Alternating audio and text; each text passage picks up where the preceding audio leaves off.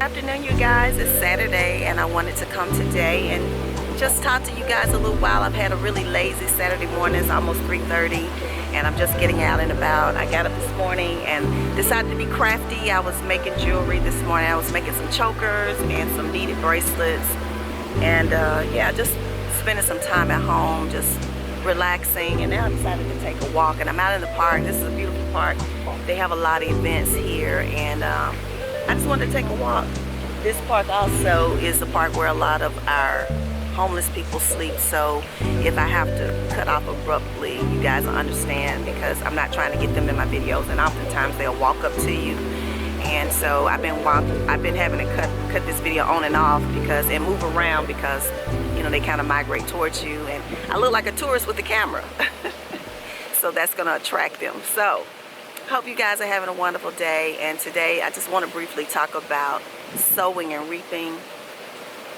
And it's a reason why I'm talking about this subject. You know, a lot of people, I think, really don't realize about speaking things into existence, and that karma is a real thing, and having a heart of compassion and gratitude and thanksgiving, that all applies to your life. And the things that you sow in this world is what you will reap. And I know a lot of people don't really get that. I think sometimes it does take for you to get to a point of life where you have matured to understand what it means to sow what you would like to reap. And what that means, just really in basic. You know, some people want to make it long, drawn out, and intellectual, and you know, all of that. But really, basically speaking, is that what you do in this world, how you live, what you give, you know, how you are to people, your compassion, your heart, your kindness, whatever it is, those are things that you sow. Whatever it is that you do in this world is what you will reap. And oftentimes it may take a while, it may take a moment to really fully understand what that means. Because sometimes we look around and we see people that seemingly got it going on, and you wonder why your life doesn't seem to be as abundant, or that you don't have the things that a lot of people have. And I think that this is my take on it, you know, and others may look at it differently. But I think in life, to appreciate things, sometimes you have to go through a trial and a test of things. And I'm not saying that God is testing you or anything like that, but I think to really understand and appreciate what you have, sometimes you have to understand what it means to not have, or sometimes you have to understand to be content with what you are, and to wait and be patient on other things. And I really have learned that. I remember growing up and feeling like I was put in a family that was destined for suffering. And I didn't understand why all of my friends seemed to have these great family relationships, you know, and parents that were around and loving each other. You know, my parents weren't together, and it was just a horrible situation. My mom married a man that was very abusive, and to live through that all of my teenage life, and I was just looking forward to getting grown and getting out on my own and doing my own thing so that I could get away from all that drama. And not quite understanding, you know, why my mom dealt with so much, why she allowed so much. And today is her birthday. And I was looking on social media, and I was seeing how so many people were grieving and celebrating their parents in heaven, or wherever they feel that they are. You know, I don't know other people's beliefs, but just celebrating the memory of them, I'll say that. And for me to still have my parents here, and even though my mom is suffering from dementia, she's in the early stages of that, to have a father who's over 80 years old, 83, my father's 83 or 84, yeah, to be vibrant.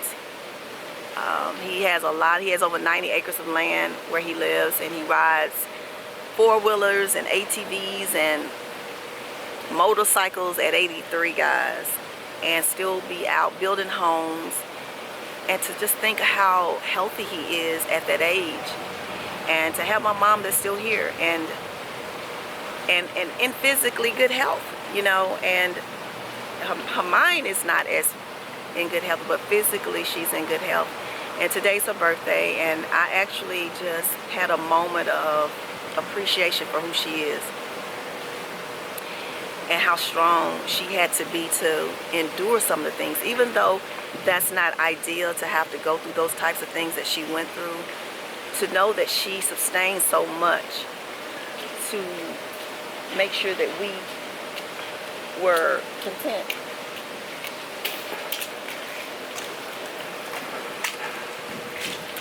Oh, Jesus. To make sure that we were content and that we weren't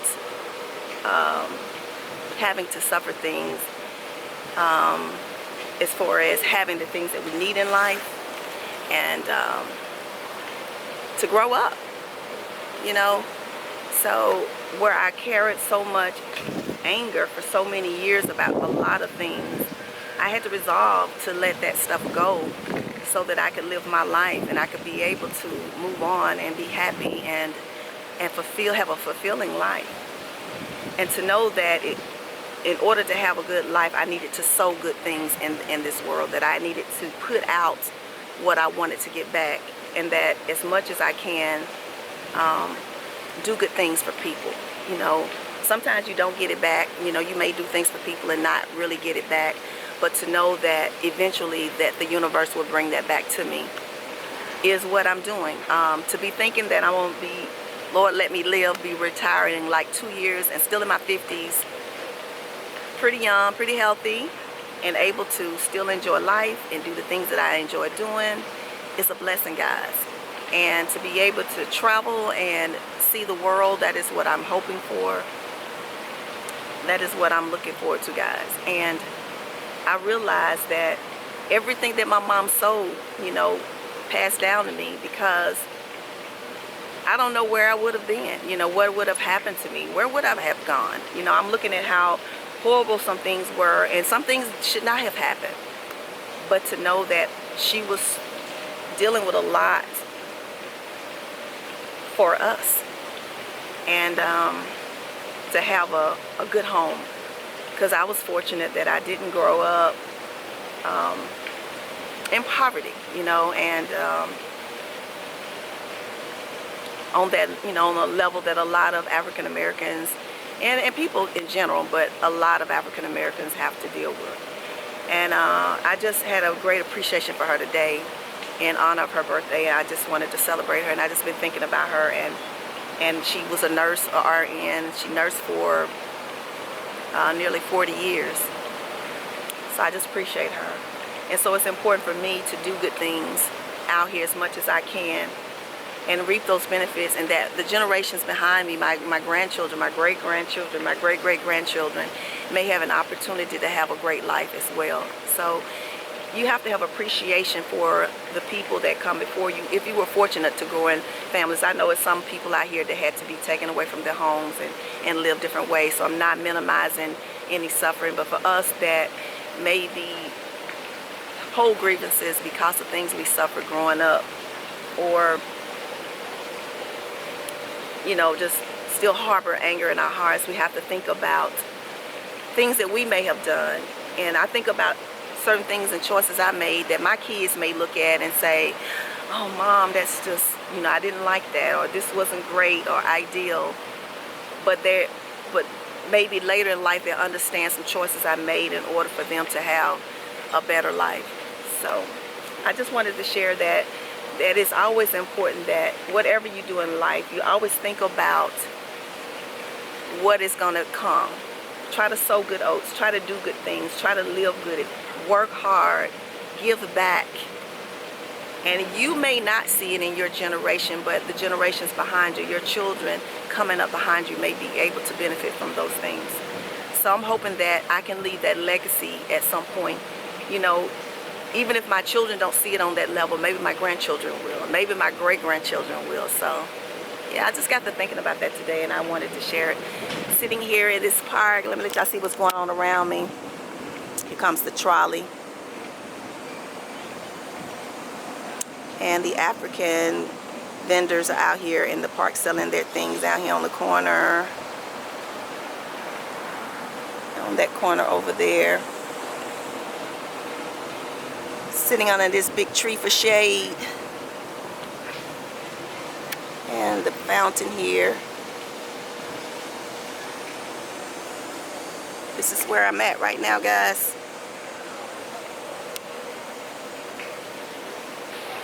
Just enjoying the park. I think I'm gonna stop on my way back and get me something to eat. I fixed me some scrambled eggs this morning. No, it wasn't scrambled egg. It was a fried egg, and some turkey sausage for breakfast. And I think I ate that about 9:30. And I think I'm gonna stop and get me a turkey burger from my favorite diner down here called Sam's. Oh God, here comes a carriage, a horse and carriage, guys. I'm gonna let y'all see that coming by right about now.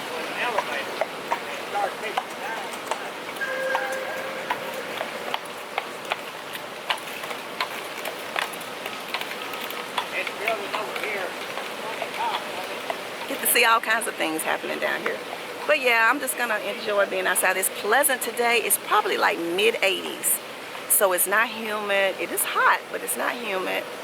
It's just a beautiful day. And I just wanted to get out. And I got to thinking about just being grateful. Just making sure I'm sowing good oats. I want to reap good things. Or at least allow my grandchildren and my great-grandchildren to reap those. Just because of the things that I tried to plant while I was here. So yeah. Hope that made sense to you guys. Hope you get what I'm saying. I'm a deep thinker, guys. A very deep thinker. So you guys have a wonderful afternoon. And yeah, I'm trying to be consistent with my uploading at least one video a week. Y'all go back to my page, my what do you call it? My channel. And I changed my channel art, guys. I hope you like the new cover channel. So anyway, you all have a wonderful evening, and I will see you guys in another video maybe early next week. All right, take care, guys. Peace and love. I want to shout out my bestie and thank her for my shirt from Jamaica. Rocking it today. Yeah, tried to match it with my earrings. All right, guys, you all have a wonderful. Bye.